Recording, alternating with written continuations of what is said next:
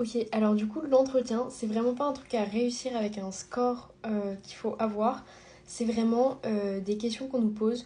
Donc la première partie, moi, comment ça s'est passé avec ISPA, c'est que la personne me posait des questions en français pour savoir pourquoi je veux faire une année d'échange, quelles sont mes motivations. Par exemple, une question qu'on m'a demandé, c'est qu'est-ce qui pour moi va être le plus dur pendant mon année d'échange. Enfin, vraiment plein de choses. Et c'est vraiment pour apprendre à te connaître et savoir si tu as vraiment les bonnes motivations pour faire une année d'échange. Et si tu fais pas juste ça parce que tu t'es dit ah ça peut être cool quoi.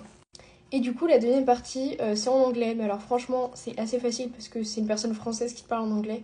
Et c'est des questions vraiment très simples de base, un peu sur comment tu vois un peu l'année d'échange, tout ça, mais enfin c'est en anglais mais honnêtement c'est assez simple. Et l'entretien c'est juste après t'as un petit résumé de ce que t'as dit, de ce que la personne t'a dit.